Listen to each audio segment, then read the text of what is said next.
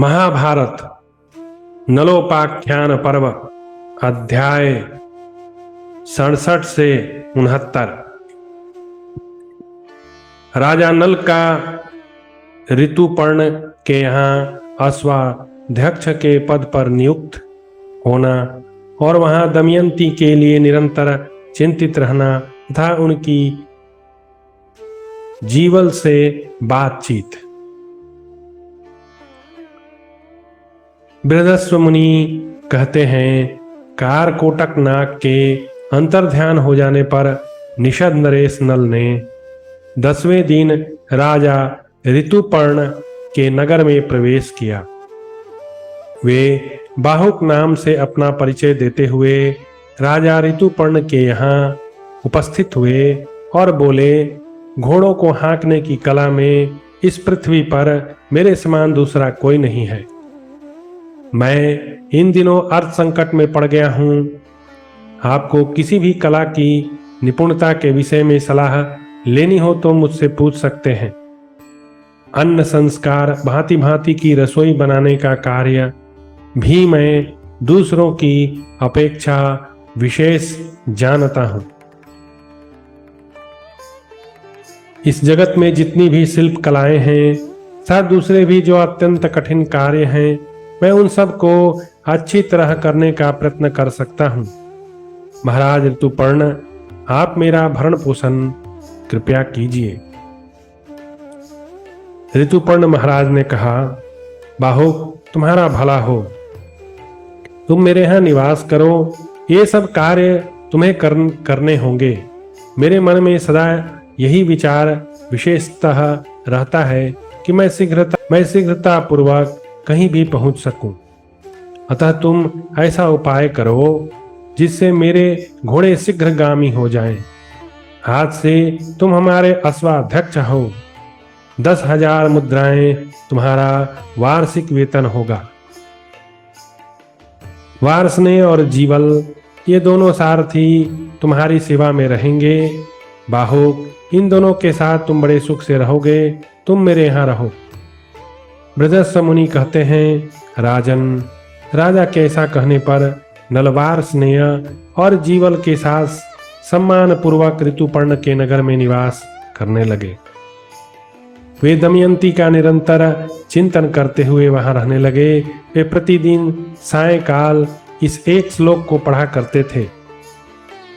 भूख प्यास से पीड़ित और थकी मादी वह तपस्विनी उस मंद बुद्धि पुरुष का स्मरण करती हुई कहाँ सोती होगी तथा अब वह किसके समीप रहती होगी।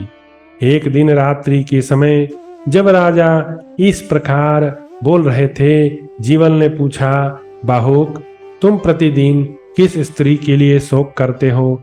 मैं सुनना चाहता हूं। आयुष्मान वह किसकी पत्नी है जिसके लिए तुम इस प्रकार निरंतर शोक मग्न रहते हो? तब राजा नल ने उससे कहा, किसी अल्प बुद्धि पुरुष के एक स्त्री हुआ करती थी जो उसके अत्यंत आदर की पात्र भी थी, किंतु उस पुरुष की बात अत्यंत दृढ़ नहीं थी। वह अपनी प्रतिज्ञा से फिसल गया। किसी विशेष प्रयोजन से विवश होकर वह भाग्यहीन पुरुष अपनी पत्नी से बिछुड़ गया। पत्नी से विलग होकर वह मंद बुद्धि मानव दिन रात शोक अग्नि से दग्ध होता है एवं दुख से पीड़ित होकर आलस्य से रहित हो इधर उधर भटकता रहता है। वास्तव में वे अपनी ही कथा सुना रहे। रात में उसी का स्मरण करके वह एक श्लोक को गाया करते। सारी पृथ्वी का चक्कर लगाकर वह कभी किसी स्थान में पहुंचा और वहीं निरंतर उस प्रियतमा का स्मरण करके दुख भोगता रहता है, यद्यपि वह उस दुख को भोगने के कदापि योग्य नहीं है। वह नारी इतनी पतिव्रता थी कि संकट काल में भी उस पुरुष के पीछे पीछे वन में चली गई, किंतु उस अल्प पुण्य वाले पुरुष ने उसे वन में ही त्याग दिया। अब तो यदि वह जीवित होगी तो बड़े कष्ट से उसके दिन बीतते होंगे। वह स्त्री अकेली थी, उसे मार्ग का ज्ञान भी नहीं था। जिस संकट में वह पड़ी थी उसके योग्य वह तो कदापि नहीं थी। भूख और प्यास से उसके अंग व्याप्त हो रहे थे। उस दशा में परित्यक्त होकर वह यदि जीवित भी हो तो भी उसका जीवित रहना बहुत कठिन है। आर्य जीवल अत्यंत भयंकर विशाल वन में, जहाँ नित्य निरंतर हिंसक पशु रहते हैं, जंतु विचरते हैं, उस मंद बुद्धि एवं मंद भाग्य पुरुष ने उसका त्याग कर दिया। इस प्रकार निषद नरेश राजा नल दमयंती का निरंतर स्मरण करते हुए राजा ऋतुपर्ण के यहाँ अज्ञातवास कर रहे थे। विदर्भराज का नल दमयंती की खोज के लिए ब्राह्मणों को भेजना। सुदेव ब्राह्मण का चेदी राज के भवन में जाकर मन ही मन दमयंती के गुणों का चिंतन और उससे भेंट करना। बृहदस्थ मुनि कहते हैं, राजन, राज्य का अपहरण हो जाने पर जब राजा नल पत्नी सहित वन में चले गए थे, तब विदर्भ नरेश भीम ने नल का पता लगाने के लिए बहुत से ब्राह्मणों को इधर उधर भेजा। राजा भीम ने प्रचुर धन देकर ब्राह्मणों को संदेश दिया, आप लोग राजा नल और मेरी पुत्री दमयंती को खोजें। निषद नरेश नल का पता लग जाने पर जब यह कार्य संपन्न हो जाएगा, तब मैं आप लोगों से जो भी नल दमयंती को यहाँ ले आएगा उसे 1000 गौवे दूंगा। ब्राह्मण तो लालची होते ही हैं। साथ ही जीविका के लिए अग्रहार, करमुक्त भूमि दूंगा और ऐसा गांव दे दूंगा जो आय में नगर के समान होगा।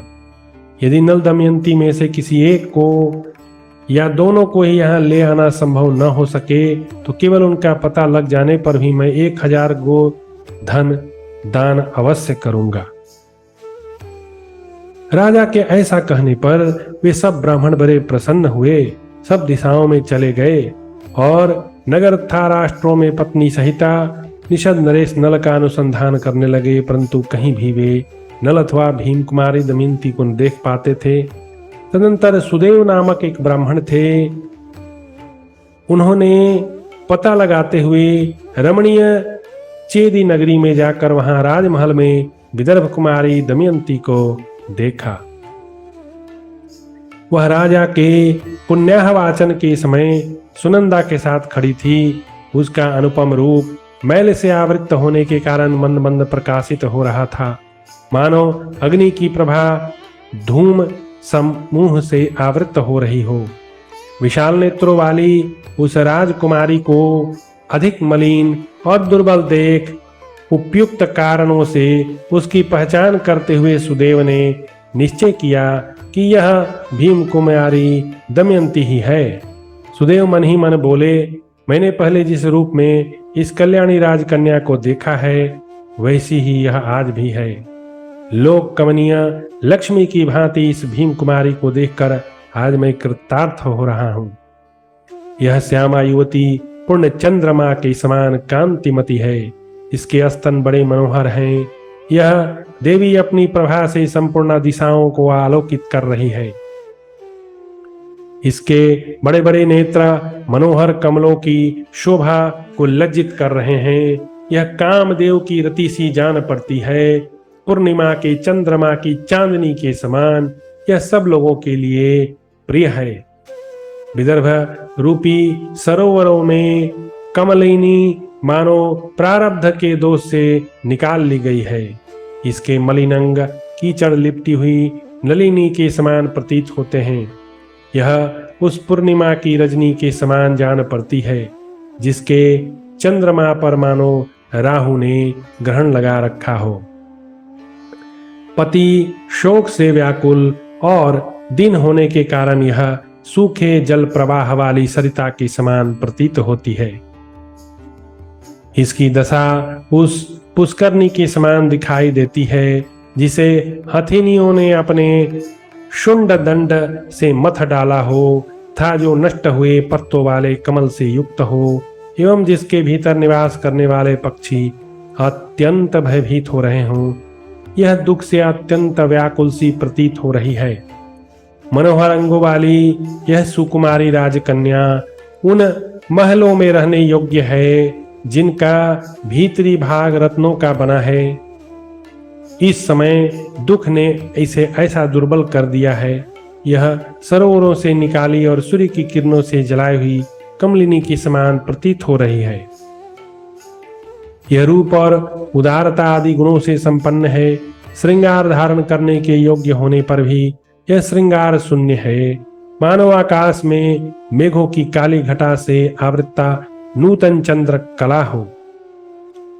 यह राजकन्या प्रिय काम भोगों से वंचित है, अपने बंधु जनों से बिछुड़ी है और पति के दर्शन की इच्छा से अपने दीन दुर्बल शरीर को धारण कर रही है। वास्तव में पति ही नारी का श्रेष्ठ आभूषण है। उसके होने से वह बिना आभूषणों के सुशोभित होती है।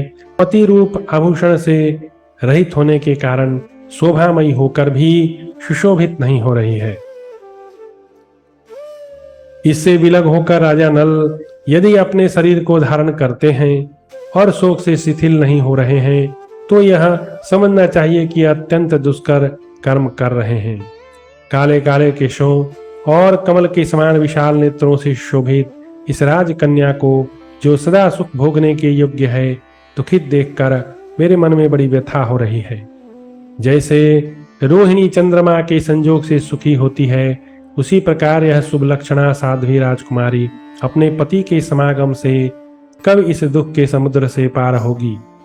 जैसे कोई राजा एक बार अपने राज्य से च्युत होकर फिर उसी राज्य भूमि को प्राप्त कर ले अत्यंत आनंद का अनुभव करता है, उसी प्रकार पुनः इसके मिल जाने पर निषद नरेश नल को निश्चय ही बड़ी ही प्रसन्नता होगी। विदर्भ कुमारी दमयंती राजा नल के समान शील और अवस्था से युक्त हैं।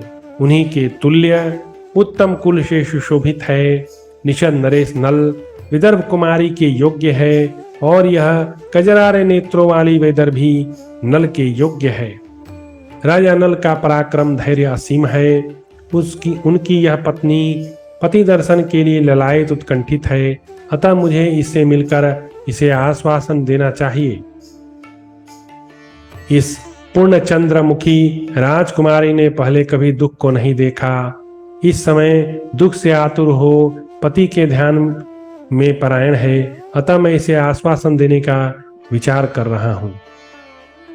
बृहदस्व मुनि कहते हैं, युधिष्ठिर, इस प्रकार भांत भांत के कारणों और लक्षणों से दमयंती को पहचान कर अपने कर्तव्य के विषय में विचार करके सुदेव ब्राह्मण उसके समीप गए और इस प्रकार बोले, विदर्भ राजकुमारी, मैं तुम्हारे भाई का प्रिय सखा सुदेव हूं। महाराज भीम की आज्ञा से तुम्हारी खोज करने के लिए यहां आया हूं। निषद देश की महारानी, तुम्हारे पिता माता भाई सब सकुशल हैं और कुंडिनपुर में जो तुम्हारे बालक हैं वे भी कुशल हैं। तुम्हारे बंधु बांधव तुम्हारी ही चिंता से मृतक तुल्य हो रहे हैं। तुम्हारी खोज करने के लिए सैकड़ों ब्राह्मण इस पृथ्वी पर घूम रहे हैं।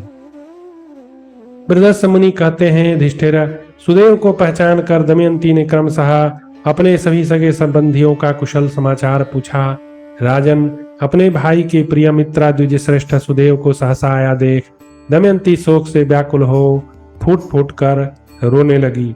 भारत तदनंतर उसे सुदेव के साथ एकांत में बात करती था रोती देख सुनंदा शोक से व्याकुल हो उठी। उसने अपनी माता से जाकर कहा, माँ, शैलेंद्री एक ब्राह्मण से मिलकर बहुत रो रही है। यदि तुम ठीक समझो तो इसका कारण जानने की चेष्टा करो। तदंतर चेदिराज की माता उस समय अंतःपुर से निकलकर उसी स्थान पर गई जहां राजकन्या दमयंती ब्राह्मण के साथ खड़ी थी। युधिष्ठिर, तब राजमाता ने सुदेव को बुलाकर पूछा, विप्रवर, जान पड़ता है तुम इसे जानते हो। बताओ, यह सुंदरी युवती किसकी पत्नी, किसकी पुत्री है? यह सुनकर नेत्रों वाली सुंदरी अपनी भाई बंधुओं, यह सुंदर नेत्रों वाली सुंदरी अपने भाई बंधुओं अथवा पति से किस प्रकार विलग हुई? यह सती साध्वी नारी ऐसी दुर्वस्था में क्यों पड़ गई? ब्राह्मण, इस देव रूपिणी नारी के विषय में सारा वृत्तांत मैं पूर्ण रूप से सुनना चाहती हूँ। मैं जो कुछ पूछती हूँ उसे ठीक ठीक बताओ। राजन, राजमाता के इस प्रकार पूछने पर वे द्विज श्रेष्ठा सुदेव सुखपूर्वक बैठकर दमयंती का यथार्थ वृत्तांत बताने लगे। दमयंती का अपने पिता के यहाँ आना और वहां से नल को ढूंढने के लिए अपना संदेश देकर ब्राह्मण को भेजना। सुदेव ने कहा, देवी, विदर्भ देश के राजा महातेजस्वी भीम बड़े धर्मात्मा है। यह उन्हीं की पुत्री है। इस कल्याण स्वरूपा राजकन्या का नाम दमयंती है। वीरसेन पुत्र नल निषद देश के सुप्रसिद्ध राजा हैं। उन्हीं परम बुद्धिमान पुण्य श्लोक नल की यह कल्याणमयी पत्नी है।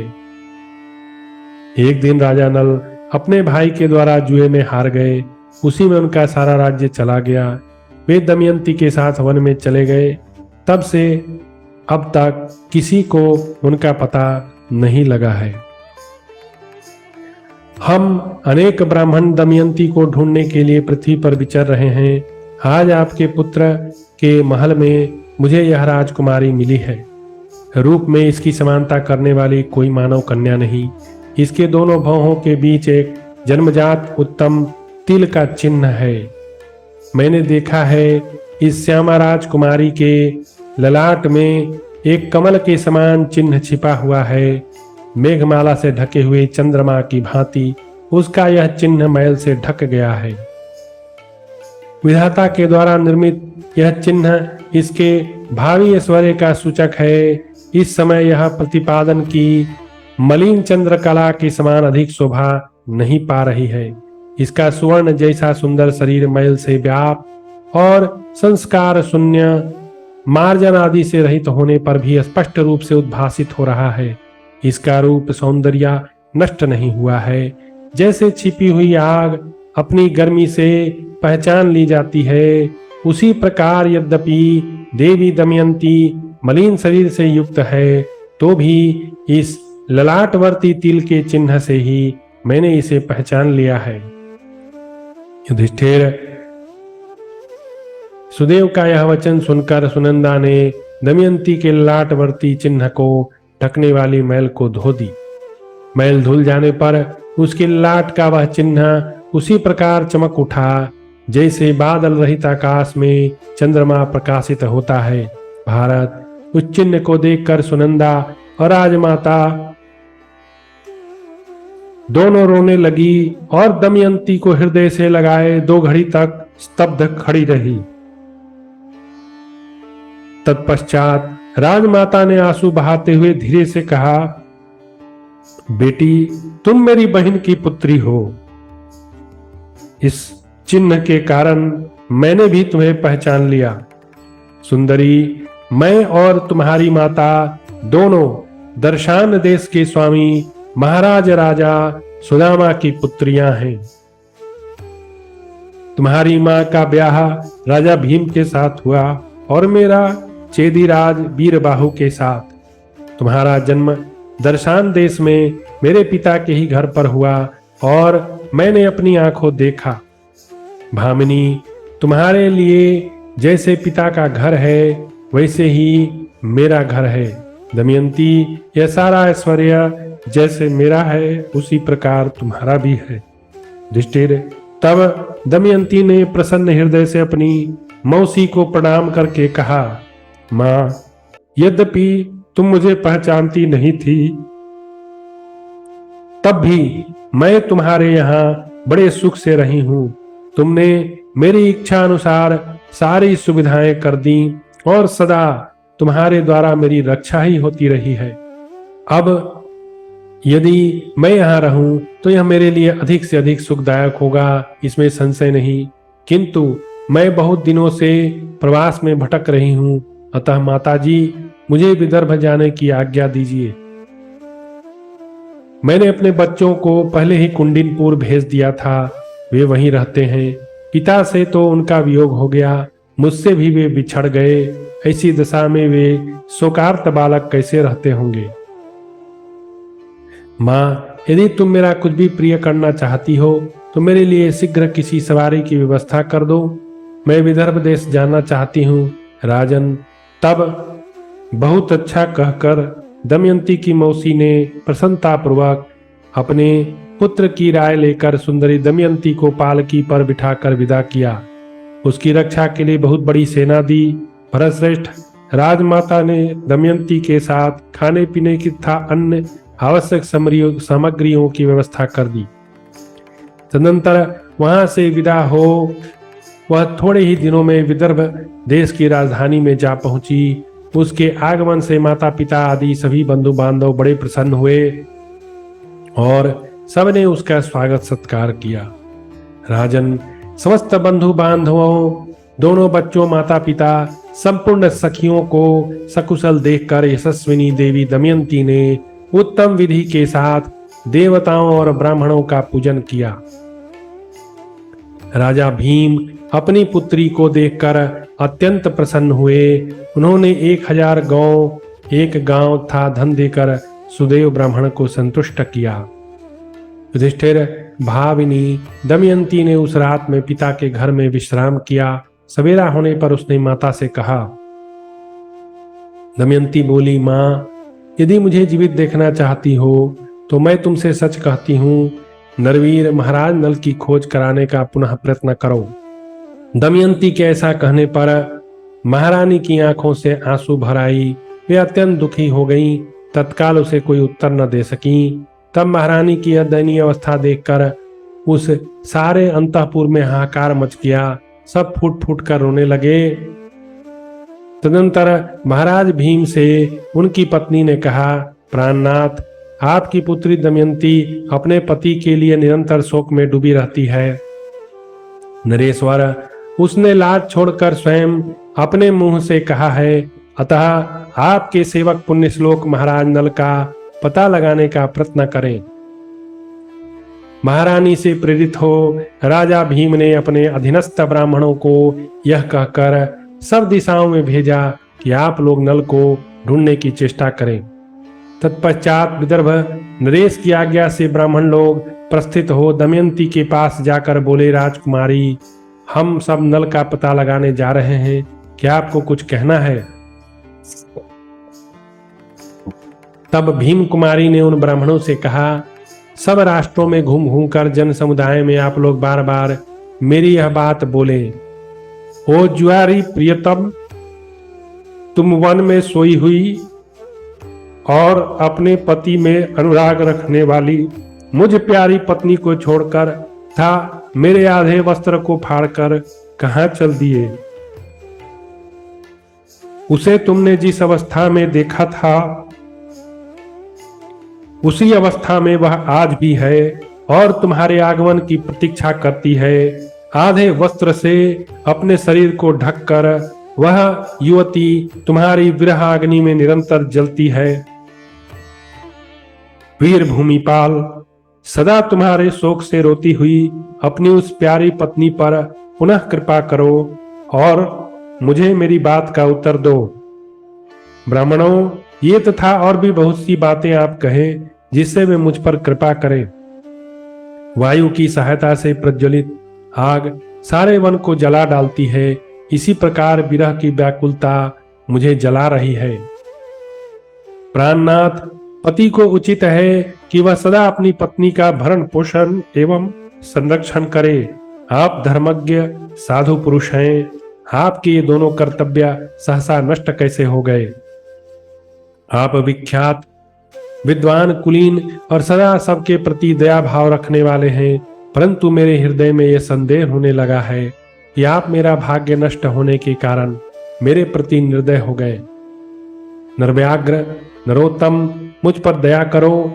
मैंने तुम्हारे ही मुख से सुन रखा है कि दयालुता सबसे बड़ा धर्म है।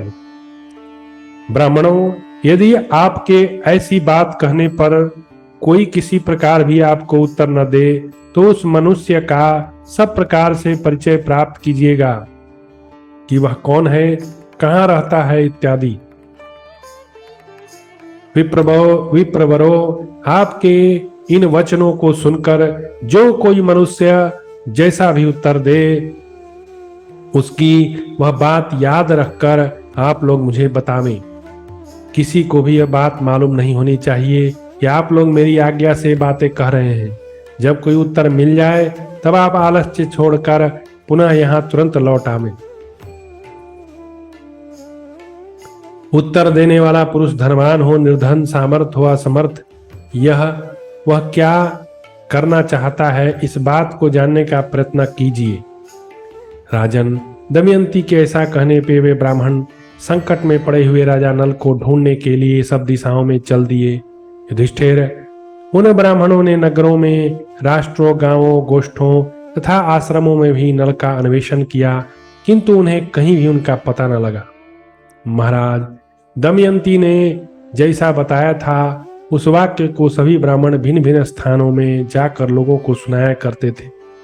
इस प्रकार श्री महाभारत वन पर्व के अंतर्गत नलोपाख्यान पर्व में नल की खोज विषयक 69वां अध्याय पूरा हुआ।